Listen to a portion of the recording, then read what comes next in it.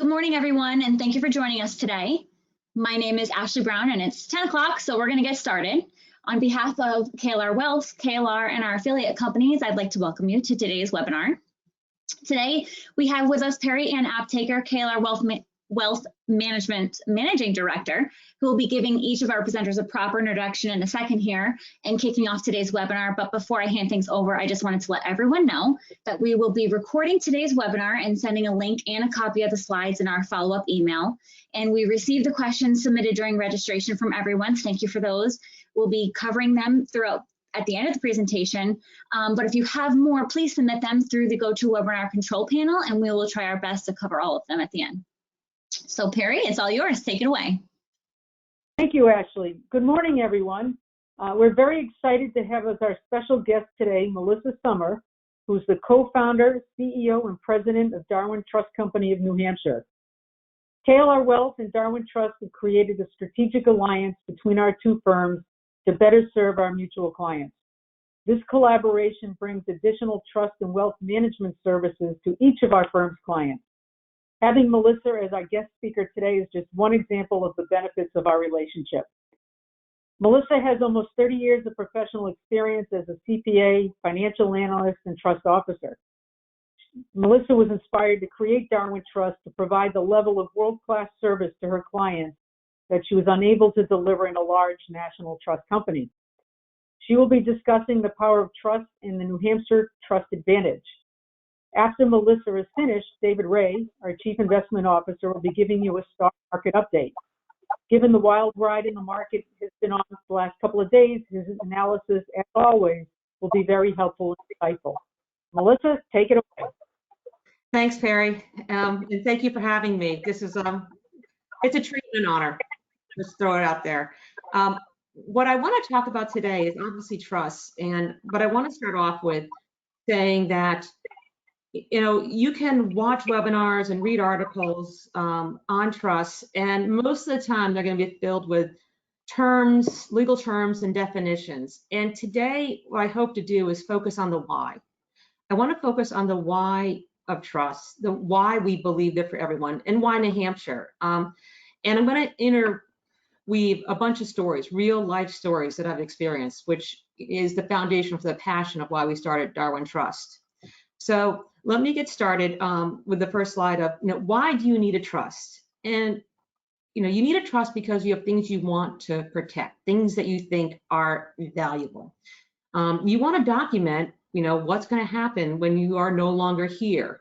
You want to basically give your family a gift, if you will, of, the financial legacy and for future generations. It gives you peace of mind.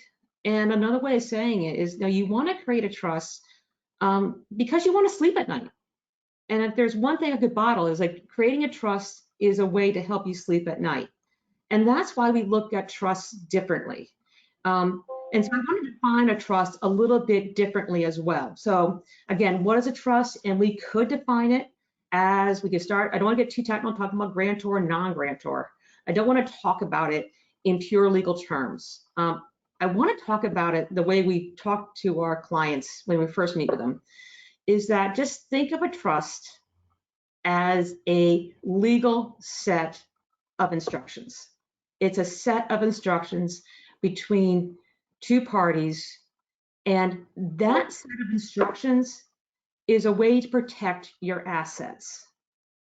Now, along with that, way we look at it is that trust. What is a trust? It's those instructions that protect your wishes. It's that set of instructions that protect your intentions. And that's where the intention of you, the intention of the donor, that whole concept of intention and wishes is really at the crux of trust law. So again, I'm trying to break away from the legal terms and talk about why you want to do this and really take a look at a trust, not as this legal technical document, but simply as a set of instructions. And that, is a little bit different than I think what most people talk about. And how do we best protect and follow through on your wishes and intentions. And I think that's important to talk about. Before I get there, though, there are two misconceptions I want to address. I want to debunk some myths. And one is, most people think that they have to be uber wealthy to have a trust. And that's not true at all. Trusts are not only for the uber wealthy. In fact, because the IRS collects the tax information on tax returns, according to the IRS, the average size of a trust is $250,000. What we believe is that every trust is important. And for some people, that $250,000 trust is as valuable. It's as important to their family well-being. It's as important to the legacy as 250 million from Jeff Bezos or from somebody else. And what's really intangible, again, I go back to your intentions and your wishes, because no matter who you are, they need to be protected. And that's a different way of looking at trust, not just in a monetary standpoint, but take a look at, again, what helps you sleep at night? How do you want to protect your family? And that $250,000 that you've earned, you worked as hard as anybody to get that. And so that's why it needs to be protected. And the second thing about trusts that I want to kind of debunk, and this is going to slowly start tying into New Hampshire, is the second misconception is that once a trust is created, it can't be changed. First and foremost, some trusts are called revocable trusts, and by definition, they can be changed. The second thing, though, many trusts are called irrevocable, and this is where New Hampshire comes into play and starts to come into play. New Hampshire and New Hampshire trust laws have specifically set up tools so that you can modify trusts. Why? Well, it goes back to what I first talked about, intentions, the donor intention. So just because something was written 100, 200 years ago, let's take a look at the intent, because the world has changed. Society has changed. The definition of family has changed. Interest rates have changed. And so what was set up a while ago, and that seemed to be, perfect, if you will, and well-intended, now is a little bit broken. And that's an important concept. So the concept of irrevocable trusts, New Hampshire has recognized that sometimes even an irrevocable trust needs to be fixed. It's cracked. It's a little bit broken. And let me give you two real life examples. And this is why we're so passionate about the New Hampshire trust situation. I talked about the definition of family. And we had a trust that was written well over 150 years ago.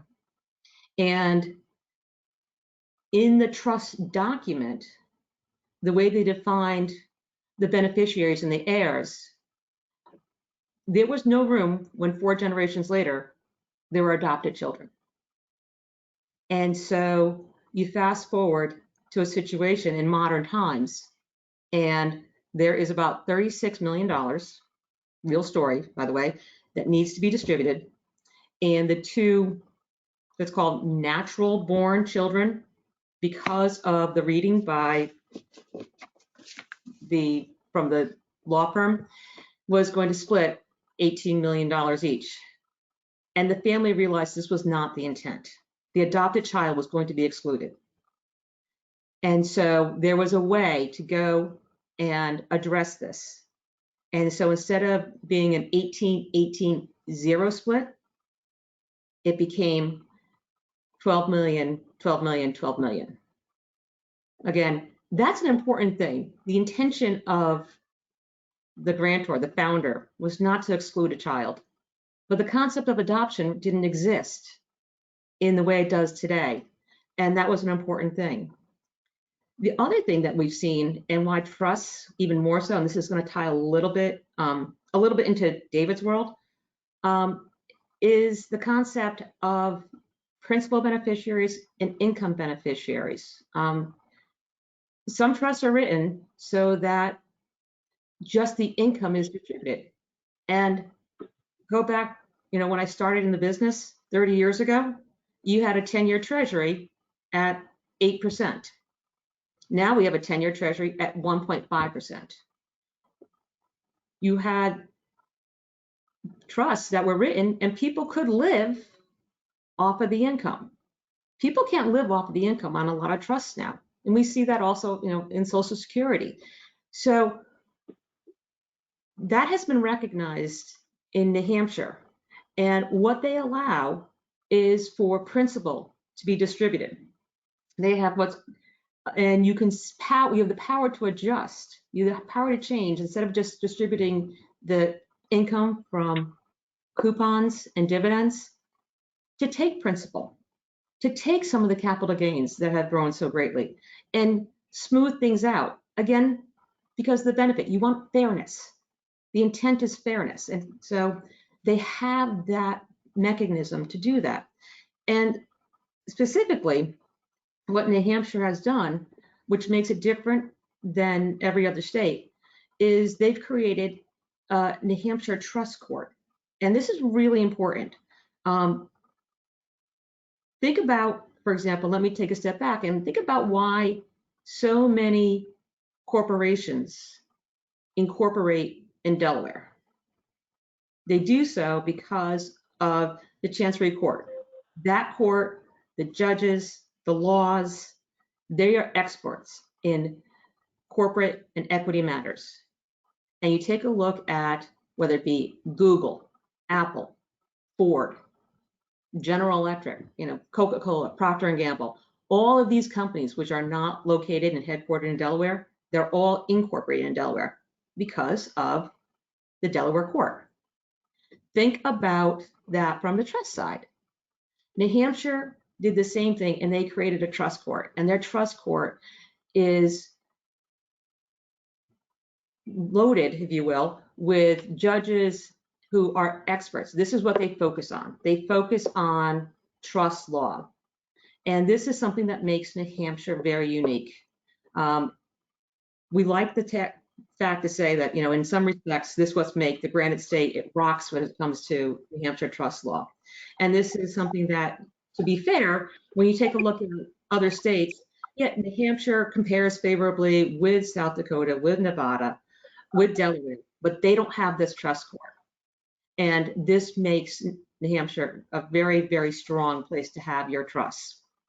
The other thing about New Hampshire is you don't have to be a New Hampshire resident to take advantage of the New Hampshire trust laws. This is called situs. You have your residence is where you live, but where your trust is administered, that is what's known as the situs. And that's important because with New Hampshire situs, again, you take advantage of all the benefits of the state of New Hampshire trust law. The biggest one that gets people's attention is the fact that with a New Hampshire trust, because of the state of New Hampshire's always been known as a low, almost no tax income state. They really have no broad-based income tax. So the New Hampshire trusts are free of income tax on coupons, dividends. It has no capital gains tax. And this really gets a lot of people's attention. But that's just one of the advantages. And the advantage from a trust standpoint, again, is that on a state level, not the federal level, but on a state level, the trusts can grow tax-free of state income, which is a nice thing. The other thing about New Hampshire trusts, as I mentioned, is the flexibility. Again, I talked briefly about it before, but you can fix a broken trust. And the other thing I want to add in here is about modifying a trust. You don't have to get consent from the beneficiaries. And this is important as well. If the trustee feels that this is the right thing to do to meet the intent, New Hampshire allows that modification. And then there are some other things that I want to go into detail on, specific trust benefits. New Hampshire allows what's called a diamond trust. the New Hampshire Dynasty Trust, well, here I kind of think of Downton Abbey, if you will, when that 400 years ago in England, family controlled everything. And so they put a law in place which prohibited that. New Hampshire specifically repealed that. So in New Hampshire, you're allowed to have dynasty trusts, which allow family wealth to grow. Another big area that New Hampshire allows, which is called an asset protection trust, domestic asset protection trust. And what this does is you can put your money into a trust, and what that does is protects you from creditors. It also protects in divorce proceedings. And in this situation,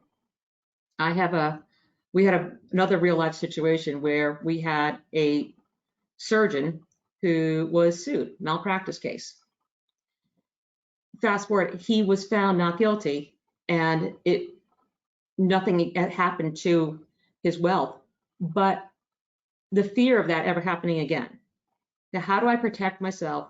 Because I'm in a occupation that has high risk, whether it be, again, you can say a contractor, a surgeon. And so he came to us and said, I never want this to happen again. What can I do? And we said, an irrevocable asset protection trust that will protect you in 4 years from any creditors. We also see this coming up in divorce cases, where people used to go offshore and hide money, but again, asset protection trust to protect their assets in case of divorce is very popular. The other thing that New Hampshire has, which is very unique, actually, New Hampshire started this in 2017. It was the first state in the country to do this. This is called a civil law foundation. And this is very unique. And I bring this up for a couple of reasons. One, New Hampshire was the first state in the country to do this, but this actually helps foreign families who are in jurisdictions that don't recognize trust law to enable them to protect assets. And with our affiliate in Paris, KLR has international affiliates in Switzerland. This enables families to put their wealth in what's called a civil law foundation, bring it over to the United States, so they don't have to hide it in the Caymans, they don't have to hide it in New Jersey, and hold those assets in trust and benefit the family. I also bring this up because we often get the question of, gee, New Hampshire Trust, can anyone in the United States use that? Like, the answer is yes, and it's also the answer is yes internationally. Globally, New Hampshire Trust can be used as well. The next one, which I'd like to talk about, is that New Hampshire trust law allows what's called a directed trust. And this also ties into KLR. You can have Darwin or a New Hampshire Trust Company be your trustee, but we play nice in the sandbox.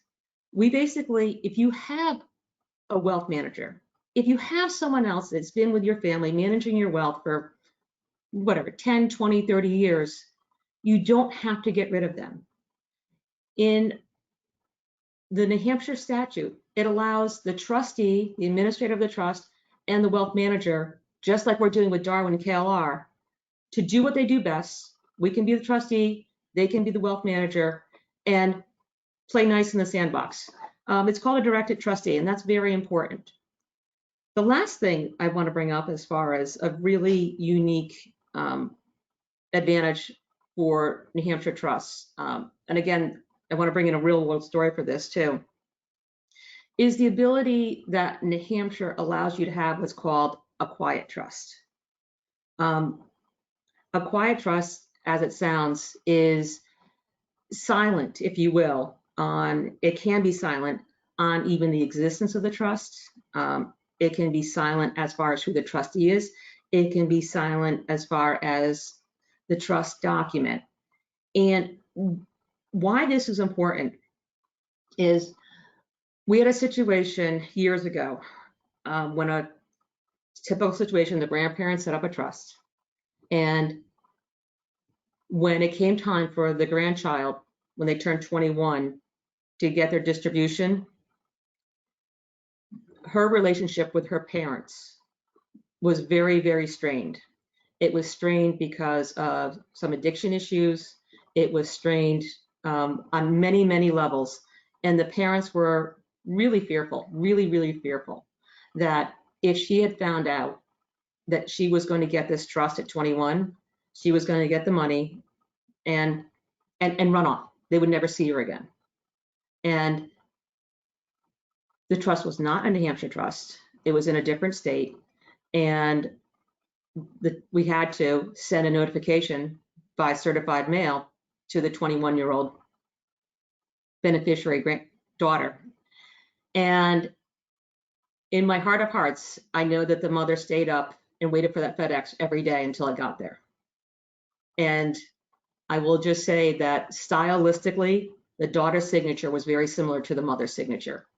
And legally, there was nothing else we could do. But that's how fearful they were that the daughter found out. And it shouldn't come to that. It shouldn't come to that when you have that type of situation. You should be allowed to keep things quiet if you think it's in the best interest. Because we also see this, I mean, unfortunately, that's a story of a relationship that's strained. We also have situations where there are addiction issues, substance, gambling, and if you make that distribution, it's not going to end well. And then actually just in March, there was an article in Forbes written by the attorneys from Burns and Levinson. And what they talk about is another issue is the fact that when the money is given too young, a lot of people just aren't mature enough. And they call it failure to launch. So someone who gets their money at 21 or 25, they don't finish school. They don't apply themselves. And it was interesting because they went and talked to some people who are now 40 and 50 years old, and they really, really wish that they didn't get that money. That having that trust money and knowing the trust was there was really not a good thing. They didn't apply themselves, and they wish they hadn't been told about it. And we see that it's a very, very common thing. So New Hampshire allows the trustee that discretion to be quiet. When 25 becomes the new 15, you should be quiet about it. When a 25-year-old has maturity of a 30-year-old, absolutely. But you need to have that discretion, and that's an important part of our role. So how do you get the most out of a trust? Well, one of the things that gets skipped over a lot is people don't fund their trusts. They go to the trouble of going to a trust and estate attorney, writing it all up, having their healthcare proxy, having their will, having their trust, having all their intentions and wishes spelled out, and then they don't fund the trust. They don't retitle their assets. And the best way I can describe this is the crazy true story is I had a client once and they had valuables, just like you have assets. And so they bought a safe and they had the safe put into their basement, bolted into the cement floor, and their intentions were to protect all their valuables in the safe. As you can imagine, they went away on vacation and house was broken into and the valuables were taken. And I said to them, what happened? You got the safe. Didn't you use it? And they said, yeah, we used it. We used it as a shelf. We put everything on top of the safe. They never got around to taking what was on the safe and putting it in the safe, closing the door, and setting it up. So yeah, that's an unfunded trust. When you go to the attorney, you get the documents, you get everything set up, and it might as well be the safe with everything sitting on top of it. Think of that visual of funding the trust. Take what's on the shelf and put it in. So that's one of the things I just visual, and that story of the safe, it's going to stay with me forever. So with that, I wanted to say trusts are for everyone. I want you to know that, remember that you don't have to live in New Hampshire to take advantage of a trust. And the two most powerful stories that I have, experienced in my life is the ability to have that quiet trust. And also think of the safe. You need to fund your trust. And with that, we also have our book that we are happy to send out if anyone wants a free copy, and you can send us on the chat and we'll send that along. Thank you, Melissa. I just want to note, if everybody can see the picture of the safe with Darwin, the Australian Shepherd, down in the right-hand corner. Yes. It was his birthday yesterday, and he's now 6, so he's an integral part of Darwin Trust Company. And that's the safe in our office. And that's the safe in their office. I think a lot of the stuff that Melissa said is invaluable. We see a lot of those safe stories. I deal with a lot of clients with the substance abuse, the money too soon. All of those are very important issues to think about. And as Melissa said, whether you have 200,000 or 20 million, you really need to plan and make sure that you take care of making sure that your assets get where you want them in the right way, in the most efficient way. And that's a great segue into David, who's going to make sure you have the assets to put into the trust. So you're on, David. All right. Thank you, Peri. I hope everybody can hear me okay. Melissa, that was terrific. Boy, every time I listen to you, I learn something. So thank you. You did make reference to something in my area, and I just want to articulate that just for 2 seconds. And that's what we know in our world is the total return concept, where you're not just returning the income that you're sort of borrowing from principal, if that's the right phrase. And that's really, as you said correctly, it's capital gains either that have been earned before or might be earned in the future. We've used at KLR Wealth, and I've used my entire professional career, that total return concept. And it's entirely, it's absolutely right. It's been right forever, but particularly in this day and age of low interest rates, really for quite a long time to come, probably. It's really important that nobody thinks that that's in any way a fault, a failing, or a wrong thing to do. So I just want to touch on that. Thank you. Ashley, okay, great, thank you. Now, Peri, you introduced me at the very beginning by noting the current ups and downs at Wall Street. We had Friday quite a bit down, and yesterday quite a bit up.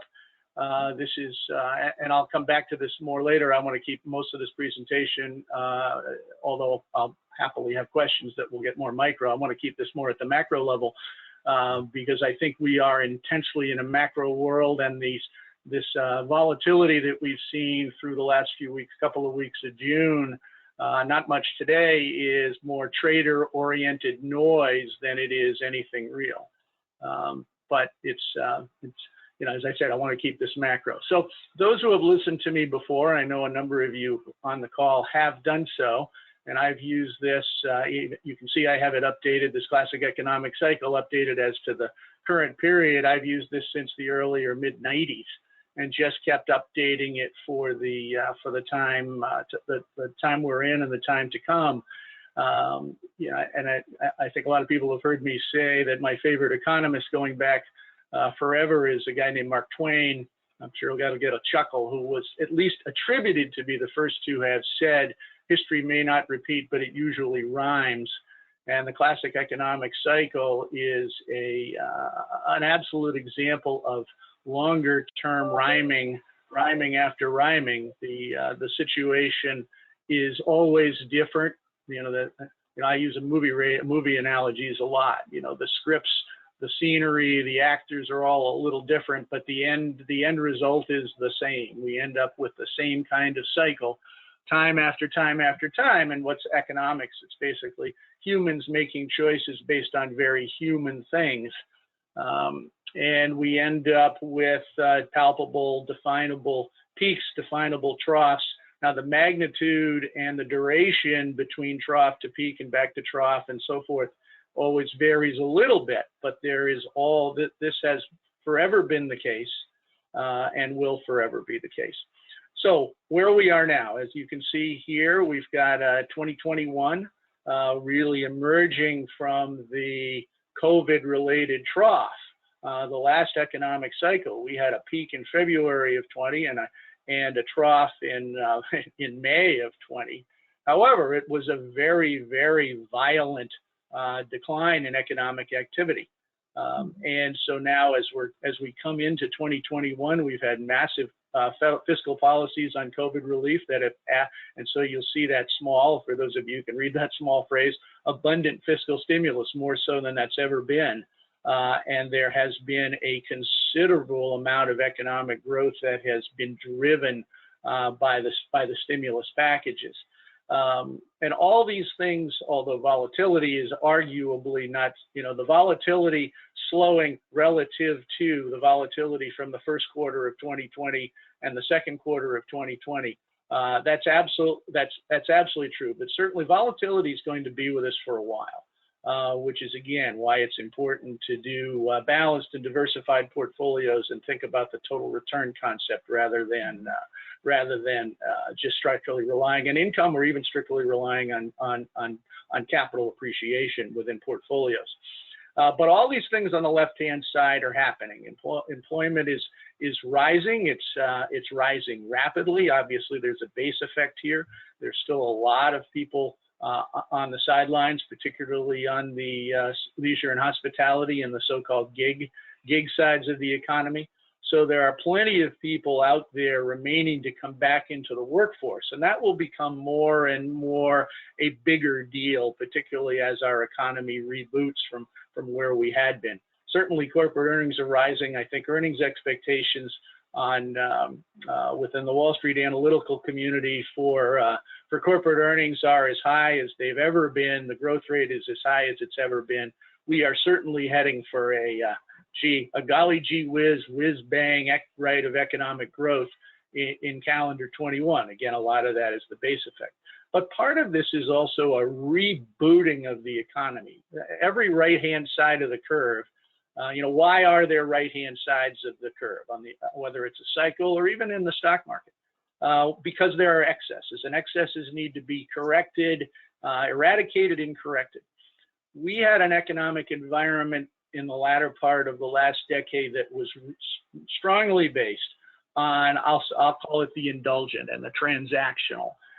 We were generating a lot of jobs, but they were jobs at very low wage levels in, I'll say, indulgence industries that were really not sustainable. My metaphor is that the jobs we were creating were folding towels and bussing tables. Those are fine until something goes bump in the night, because those jobs are highly, fungible, transactional. And if something goes wrong, those jobs disappear. And we've seen that. What we really want is an economy, and also I'll come back and say that sort of leads to a very muted long-term growth rate. Over hundreds of years, the speed limit for U.S. economic growth net of inflation is somewhere in the high 2s to 3 to low 3% area. We were stuck in a 2%. You'll see in the middle of world growth rate, and that was muted too. We were stuck in this sub 2% sustainable growth rate for most of the decade of the teens. We certainly had a pretty good bull market, but the economic growth that was going to be sustainable going forward was really subpar. Then COVID hit and has allowed the economy to go through a reboot. And between the reopening, but also the conversion of policy towards infrastructure. And again, making the legislative sausage is a very difficult thing, and depending on which news service you listen to on which day gives you some sense or maybe no hope whatsoever of anything getting done. It seems to me we are in an inexorable, irrevocable process towards getting a major infrastructure package passed in the Senate and then by the House sometime in the third to fourth quarter. And that itself will lead to a economic well, economic acceleration. It's hard to accelerate beyond the opening of the acceleration coming out of a reopening. But once that is fully metabolized, then we should be able to accelerate back to a sustainable growth rate in those high 2s, maybe even low 3s for several years to come. And we're also going to see that on the world level. Now, world is obviously spans many, many different economies, many different continents. China is sort of settling into the mid-high single digits. Europe has been stuck in those sub-1s forever, but I think we're even optimistic that Europe will get on board as the U.S. economy develops this sustainable infrastructure, manufacturing, return to manufacturing, high-wage jobs that have a multiplier effect on the economy, that we can get a world growth rate up significantly higher than we had been before, in addition to our own. So 21, we're in this stage, and I think we'll be very, very pleased, certainly with the economic data, but there will still be some skepticism left around many phases of our society, not the least of which is the political, but also within the markets. But by 22, when the infrastructure package begins to really hit, and it's going to take a while for programs that once you pass $1 trillion package, it takes a while for that money to get going. But once it gets going and it's multiplied by the private sector, which is absolutely going to be the case with infrastructure, I think we can count on the economic acceleration being widely recognized. You'll see the word Fed normalizing. One of the debates now is, when will the Federal Reserve begin to raise interest rates in response to a true inflationary environment? You'll see I reflect on inflation up, but not till 2023. I don't think we have any true inflation that is going to matter. I think the transitory word, I mean, certainly when gasoline prices go higher or food prices go higher, yes, we feel it. However, those are all within the commodity world. They call them commodities for a reason. If the main cure for high oil prices is, frankly, high oil prices, there will be more drilling, there will be more refining, and so forth. But in order to truly get inflation, you need to embed it in the wage base. And with still well over 10 million people still in the workforce, plus millennials and now Gen Zers flooding into the workforce day after day after day, and that will be a decade-long event, by the way. And that will provide a massive demographic tailwind for economic activity for this entire decade and probably well into next. I don't see inflationary pressures beginning that matter until 23. That will force the Fed to tighten it, but even that will be a sort of an interim cycle. That will, back to my movie rating analogy, the bear market that we had that lasted all of 6 weeks from in 2020 was certainly PG rated. It wasn't that R-rated slasher movie from 08-09. In my opinion, the next one may well just be a G-rated kind of bear market, but that won't itself, in my opinion, be until a 23-24. So I think we're in very good shape from an economic point of view. Let's go one further, Ashley, and we'll sort of have another look at the cycle. Ashley, if you could advance us one slide, please. Thank you. So this is from one of our research partners, Cornerstone Macro, which does a great job. And so these, as you think about, how are we positioning portfolios? This is their macro look at it. So the way we would think about this is we are well into number 2, recovery, although arguably we could be in the late stages of recovery. But the true expansion that matters will be a second half 21, all through 22 and into 23. And the kind of investing, and you see on the right-hand side how they define it, period of strong market returns, but narrowing leadership. I don't want to get too much into the wonky weeds here, but what we want to be investing in areas, and we are emphasizing those sectors that really benefit most in an expansionary phase. Probably in that 23 and 24, 25, we'll get to the top and down to the bottom. And I don't want to get too much ahead of that, because 23, frankly, is 2 years from now. Even the January of 23 is a year and a half from now. And by that time, I'm not sure the facts will have changed that much, but certainly circumstances will be evolving, and I don't want to get too far ahead of ourselves. Right now, we believe we're correctly in a risk-on phase from a longer-term portfolio standpoint. At some point, it'll be the right thing to do. We're right now overweight stocks. I probably should have said that at the beginning, but those of you who are current clients or who are reading our investment materials know that, because I've been talking about that for months and months and months, that we're overweight stocks, and happily so. We're not max overweight, but we're overweight, and we're positioned to take advantage of this economic expansion that I think is going to be very strong over the next year and a half before going into a modest period of rain delay before then returning. Let's go to the next one, Ashley, and let's just get a little bit more short term here. So this is from another NDR, Ned Davis Research, other independent research partners of ours, and like Cornerstone, I've used with them to help inform my thinking and our firm's thinking for quite some time. And this is a picture of, the blue line is sort of the script that's come for decades and decades and decades of what does a calendar 2021 look like. Now, 2021 is the first year of a 4-year presidential election cycle. It's also actually you can see the cycle composite places equaling weights. There's a seasonality that's attached to virtually every year. So this is the script. And it's been pretty, now this is up through a week or so ago, not quite a week ago, 10 days ago. So it doesn't reflect the volatility from late last week and from yesterday. But you can see it's pretty tight fit to that. Now it's an average that goes back to 1928. So that's quite a few data points that this is the average of. But what this is indicating is, and also let me say, we are in year 2 of a bull market. Bull markets tend to last. The average bull market lasts more than 5 years and almost has a triple in stock prices. We have not quite doubled them, and the bull market has been lasting since March of 2020. March 23rd, 2020. But it was a magnificent year 1. Stocks were up 75%. That's the fastest first year ever.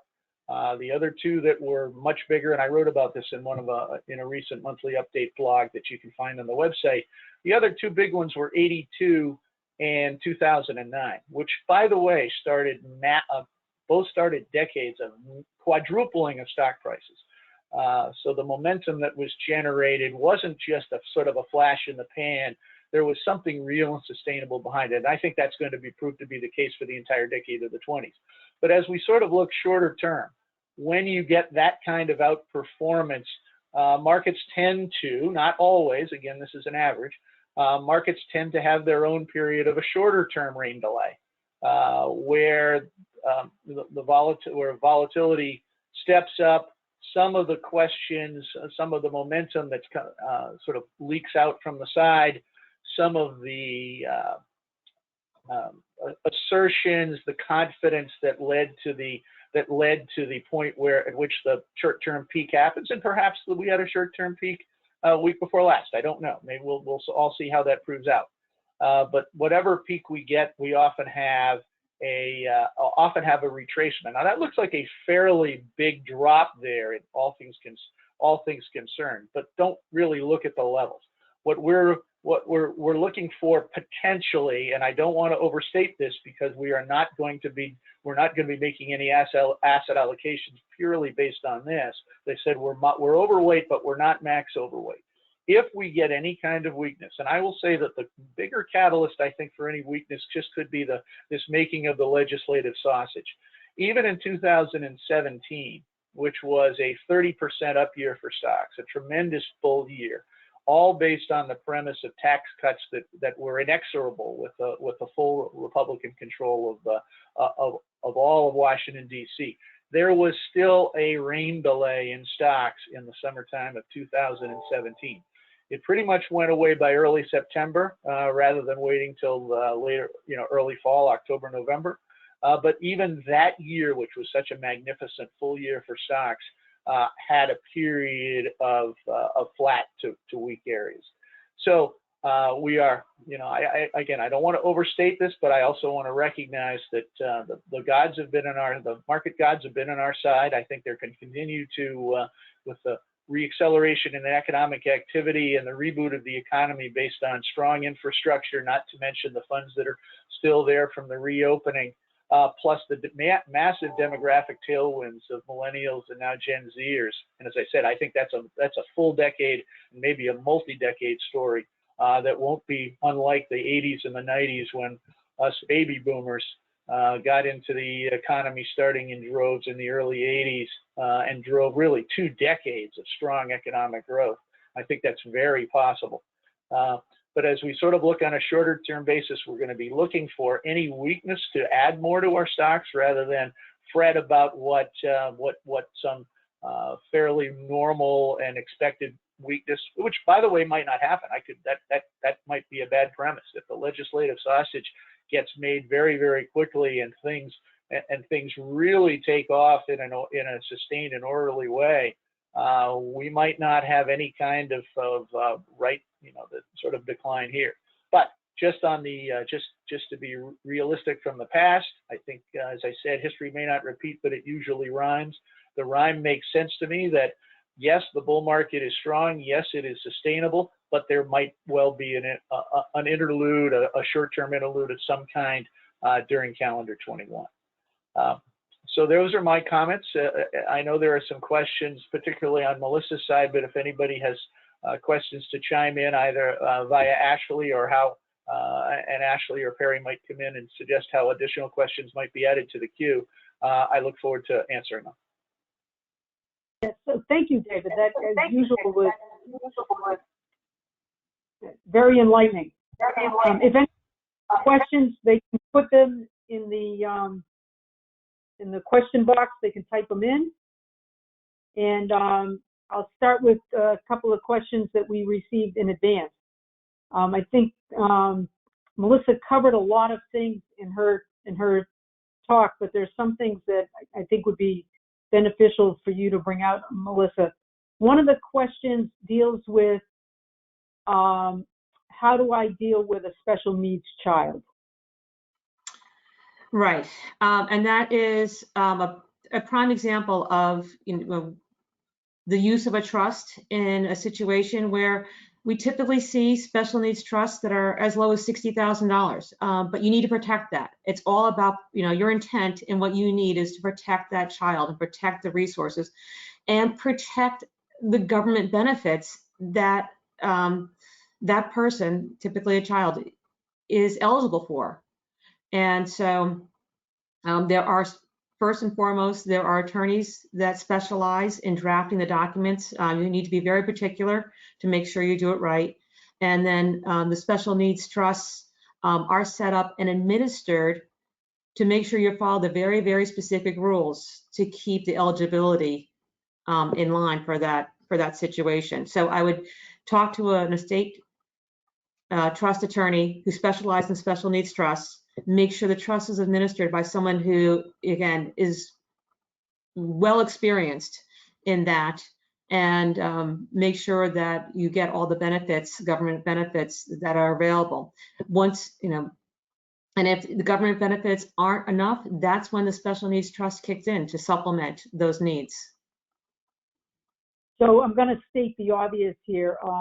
Darwin Trust has a significant amount of experience with administering special needs trusts, and both Darwin and KLR work with a lot of attorneys that they know specialize in special needs trusts. So that's very important. You don't want to go to your corporate attorney who set up your LLC to draft the special needs trust.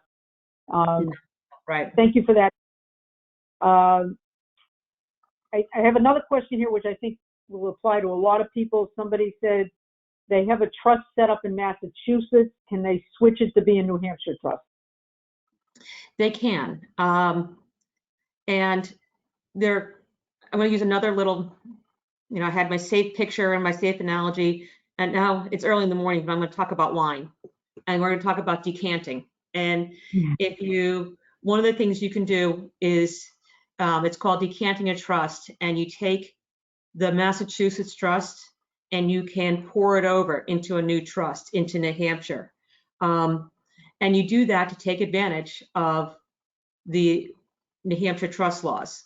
you are doing that, just like you do with wine, you decant wine to benefit that wine, to benefit what you have there, make it better, make it more breathable, make it more enjoyable, sustainable. And that's the same concept with a trust. You can take a trust from another state and decant it into New Hampshire. That's pretty much what we see, whether it be out of Massachusetts. We recently just did one out of Delaware. And again, Delaware is a very good trust state. Delaware, they have some of the same advantages in New Hampshire, but they don't have all the asset protection that New Hampshire has. And Delaware has their special court for corporations. They don't have a special court for trusts. New Hampshire does. So it's called decanting, and you take the one trust from one state, and you pour it over. You keep the intent. Again, let me use the wine analogy. When you decant a wine, you don't add another wine to it. So you take the original trust. You don't add beneficiaries. You're not essentially changing any of the terms of the trust. You want to keep it same, but any of the sentiment, anything that's, you don't want to include, let the decanter do its job, and you create the new trust in New Hampshire. Great. Got a little questions here. I'm going to answer them briefly. Is an estate plan the same as a trust? And the answer to that is the trust is part of the estate plan. Complete estate plan would encompass your will, your trust, your healthcare powers of attorney, and your durable powers of attorney. Somebody asked, can Darwin Trust help me create the paperwork? The answer to that is no, they're not a law firm. So you would work with your existing estate planning attorney, or we at KLR can recommend somebody, Darwin can recommend somebody, but they don't practice law. They administer the trust. They don't create them. We do have lawyers on staff. Let me just add to that, Peri. What our value add there, if you will, is we're a second set of eyes. Because a lot of times you are going and getting an estate plan done. This is new to you. And one of the benefits of working with us is we'll read the trust, we'll read the document, and we can spend time explaining it to you. And typically when you go back to an attorney, again, we're a second set of eyes, a second opinion. We're not going to be charging by the hour. This is part of what we do, our holistic approach to helping clients. So sometimes a second set of eyes is just a good thing. A second way of having things explained to you is a good thing, but we do not draft the documents themselves. Thank you. Somebody asked, how does KLR and Darwin work together? I'm going to piggyback onto that response that even though I'm an attorney licensed to practice in 3 states, I don't practice.